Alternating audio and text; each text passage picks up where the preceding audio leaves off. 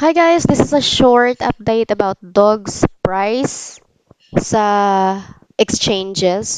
So, actually yung trading ng dogs sa mga major exchanges is in 6 hours pa. So, right now, you will not be able to trade yet, pero let's check the price of dogs sa Gate.io kasi meron nang nakalagay na price doon. So sa ibang exchanges like Binance o Kex wala pa, pero dito sa Gate.io meron na siya. Actually it is currently trading at hanapin natin dito. Ayan, so dogs USDT. Ayan, Dogs USDT is now trading at, ayan, ito yung current price niya guys, 0.002128 sa USDT. So, in 6 hours, ayan, 6 hours and 30 minutes, you will be able to buy or sell dogs or you can sell your dogs na nakuha nyo sa airdrop. So, if you, for example, if you have 50,000, yan, 50,000 na dogs, and if this is the price ha, times 002128, you will have $106 or almost 6,000 pesos. That one guys. Pero this current price, pwede siyang tumaas, pwede siyang bumaba kasi syempre pag live na yung trading, maraming magbebentahan, maraming bibili.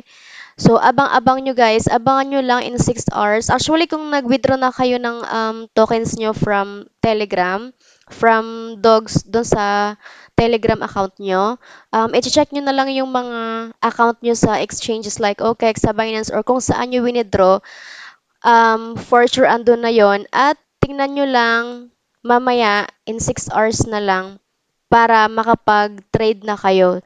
So, yung mga nag-sell naman ang mga nag-withdraw ng dogs nila to Binance, they have 20,000 free tokens, dogs coin from Binance. So, ayan guys, this is the price, pero pwede pa siyang bumaba, pwedeng tumaas, at yung price na to depende rin sa mga exchanges. Iba-iba kasi, nag-iiba yung price bawat exchanges pero hindi naman ganun kalaki yung agwat nila.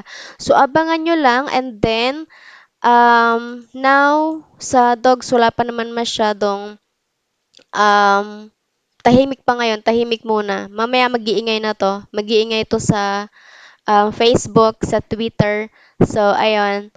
So, ayun guys, tingnan nyo lang mamaya, 6 hours pa. Make sure na may net kayo at ready na yung dogs nyo para mabenta nyo na. Pero kung pwede nyong, kung gusto nyong i-hold, pwede rin naman. Kasi tulad kasi nung sa Notcoin not tama, Notcoin na ang daming sibintahan and then after a few weeks biglang nagpiso yung isang coin. So wag po kayong basta-basta na mag-sell ng tokens nyo lalo na sa Facebook kasi maraming scammer doon. Maraming scammers na kunwari bibilhin daw nila pero ayun, hindi pala, scam pala. So, wag nyo ring ibenta sa P2P sa Facebook yung dogs coin nyo na sobrang baba. Kasi nga last time may nagbenta ng 1,000 na Notcoin in 300 pesos lang. And then nung after a few weeks nung tumaas siya at naging piso, ayun, sobrang laki ng lugi nila. So, ayun guys, yun lang. This is a very short update. And then, if you want more free airdrops like Dogs Coin, you can subscribe in this channel. And I always post new airdrop projects. So, thank you guys for watching and bye-bye.